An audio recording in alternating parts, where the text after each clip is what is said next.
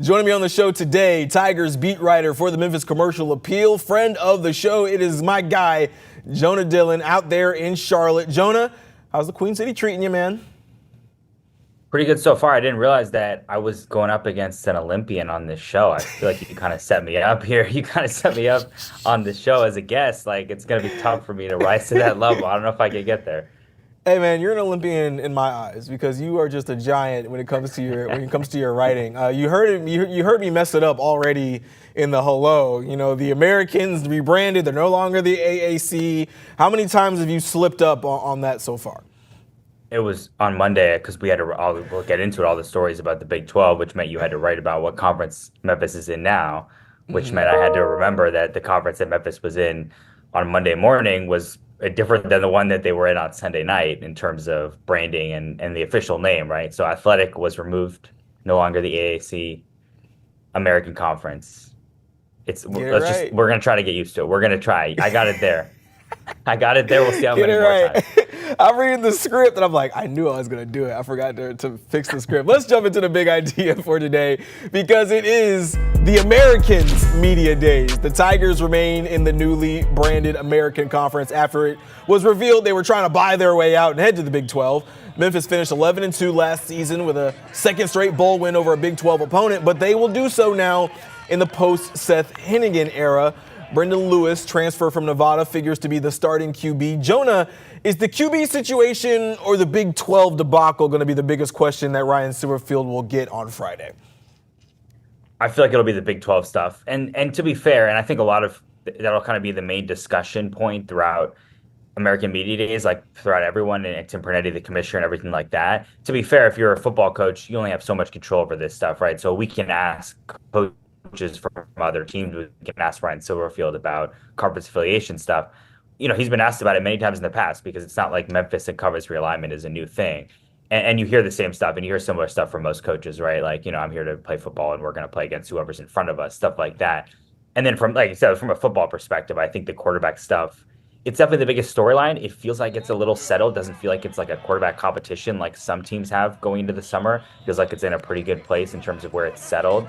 But yeah, that'll be a talking point, I think. And then where this conference stacks up, where does Memphis stack up kind of in the hierarchy of this conference going into the football season? In your eyes, where do you find that they do stack up? I mean, we were expecting them as an expectation level to be either first, second, third, somewhere in that conversation for the conference championship game. Is that a fair place to put them again? And really, I mean, I feel like that has to be the expectation for Memphis if they think they can hop around and get into the Big 12, which has been kind of an interesting conversation because when you look at how they stack up against Big 12 teams all time, they got a winning record. And so you would think domination in the American is the expectation? Yeah, I think going to this season, obviously, like you said, losing Seth Hennigan, losing a lot of guys, it's been kind of they've had to revamp the entire roster. Last week, I would have said you can make a case for a couple different teams, and I still think you can, but it feels to me like with Tulane getting Jake Retzlaff as their quarterback, and the expectation would be that he's going to be their starting quarterback. It feels like Tulane is probably should be considered the favorite. Now, that doesn't mean they're going to win it, right? Memphis was considered the favorite last season and didn't win the conference, didn't make the conference title game. It feels like Tulane is in a pretty good spot, even with all the guys that they lost last year. Obviously, their starting quarterback, starting running back. Feels like they, on defense and really in the trenches, that's going to be a tough team to beat, and they've been consistently good, and John Summerall has had success everywhere he's been. So I think Tulane probably is the favorite. After that, there's a lot of teams that you can make a case for, and Memphis is up there because even though they've lost all that talent from last year, they brought in probably the strongest transfer class right in the conference. I would say they probably have the best roster in the conference and have every opportunity to be one of the best teams, the best team in the conference, and to kind of expand on what they've done over the past couple of years, which has been really successful, winning a lot of games, right? Double-digit wins 2 years in a row, but have not reached the conference title game. That's obviously the next step. Yeah, it's kind of a weird space for them to be in, for them to constantly have won 10, 11 games. You get in a bowl game against a Power 4 opponent, and it still feels like you didn't quite accomplish really what it is you set out to accomplish, which is, of course, the championship, or the American championship game and the college football play. Got me again. The college football playoff. but you are still having very successful seasons. Now, let's pivot quickly to the quarterback situation, because there is a lot made of bringing in the freshman, right? And you decide more or less that you're going to bring in Brendan Lewis to be your starting quarterback. And he had 2,200 yards passing, 775 yards rushing at Nevada a year ago. As Ryan Silverfield leans on him, how much leash do you think he has? Because Silverfield's in a situation where the Tigers really can't afford to take a step back. Yeah, that's definitely a good question. It'll depend on how they do in non-conference play. I think I'll have a good amount because of the experience. That's the thing that we've heard pretty much every time we've asked coaches about the quarterback situation and the competition is what's the difference? And the difference is Brandon Lewis has 35 starts as a college quarterback and everybody else combined has 0. They have 1 snap in college combined, everybody else, right? So people are really excited about AJ Hill and his future and certainly still are, right? Just it's hard to come in as a true freshman and start anywhere, especially when you're up against someone who has that kind of experience.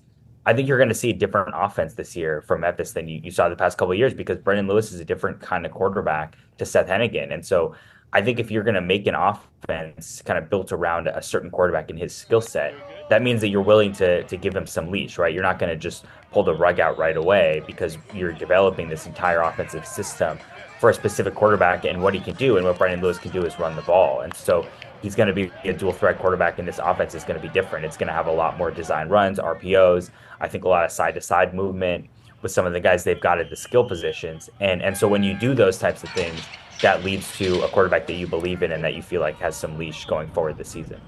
Yeah, I agree with you 100% because it seems like you're going to have a dual threat QB, somebody who can move with his legs. We know that Tim Cramsey is a guy who can get really creative. And I mean, Seth Hennigan was, I wouldn't say the most athletic quarterback. He did have some ability to move, and I think he would kind of surprise you a little bit when he got outside of the pocket and got some open space. But I would be really excited to see what a Tim Cramsey can do on the offensive side of the football with the weapons that he has available to him. And it's going to be quite a departure from what we've seen in the past because, quite honestly, a lot of those guys did go and try to test the NFL waters. You're talking about Mario Anderson, who was a dynamite running back after you brought in a Blake Watson the year before, and now you're kind of figuring out what does that running back room look like. You're trying to figure out what the wide receiver looks like as they've lost Rock Taylor and all those guys that were in that room that were very speedy, right? But it seems like speed is still kind of going to be the name of the game. What do you think about the defensive side of the ball as well?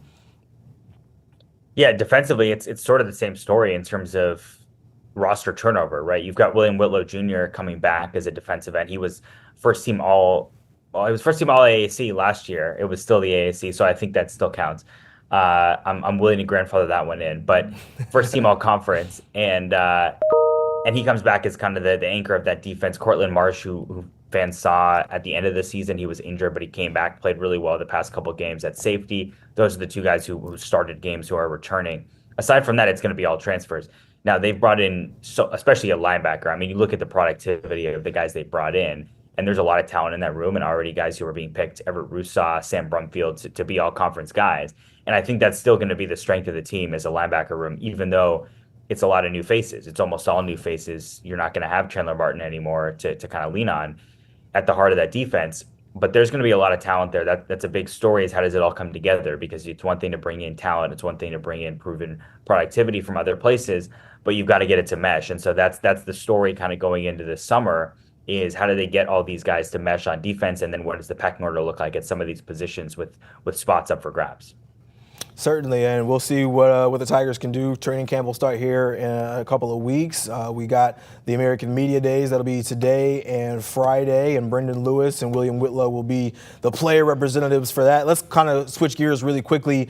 Interesting story that came out earlier this week. The Memphis Showboats are reportedly one of the 4 teams that will be leaving their respective cities and headed to one of 4 cities in Idaho, Kentucky, Ohio, and Florida. We got a statement from the UFL that says they're in the planning stages for next season and beyond, and at this point they don't have anything to report on any, quote, unauthorized speculation. So maybe the Showboats aren't leaving, but it certainly seems like if you are a Memphian, you're not necessarily mourning a loss of the Showboats. Jonah, as you've been taking this story in, and what's kind of been your thoughts on how this has all unfolded?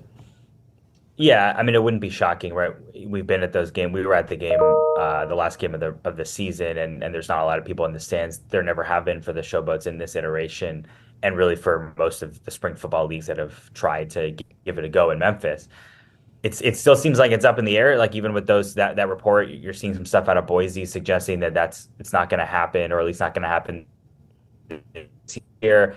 Birmingham, you're seeing a lot of people pushing back on it. The mayor of Birmingham came out and said they're still working, trying to figure out what's going on and to keep that team there. And so I think there's a lot still up in the air.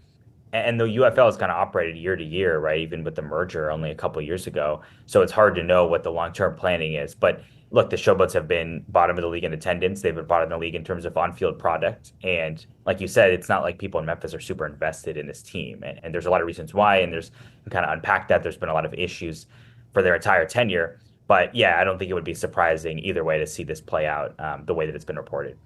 It just doesn't seem like spring football is really something that's ever truly going to catch on, whether it's in Memphis or really in any other city. And don't get me wrong, they definitely had some bright spots. St. Louis, the Battlehawks are certainly one team that has kind of latched on to their team. And I think they're a unique case too, right? We know what happened with the Rams and them moving out of that city, and it seems like they have really fallen in love with the Battlehawks. Michigan's kind of an interesting case. They're one of the teams that are supposedly moving out, but they also are the team that had a 40% bump in their attendance this past season. But it seems like that may be more of the financials with Ford Field and being able to play on that field. And the whole thing just feels very strange to me. It feels like the UFL might be in a little bit of a desperation mode.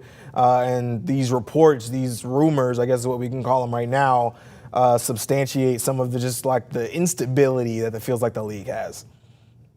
Yeah, exactly. And it's like I said, it's kind of year to year stuff. Obviously, the teams not being in local markets, I think, is really hurt in specific places. Memphis certainly, I think, would benefit from the team being here, and other markets too, obviously. So I think there's just a lot with this league that's feels like cobbled together, and also just some stuff works in some places, it doesn't work in other places, and we've seen this kind of unilateral approach. So I don't know. We'll see. Hey, maybe they make changes and things turn around. You never know. Well, one thing we do know is that Jonah Dylan will be on the case. He'll be on the field, and he'll keep you informed at all times. Jonah, appreciate you, man. Thanks for having me.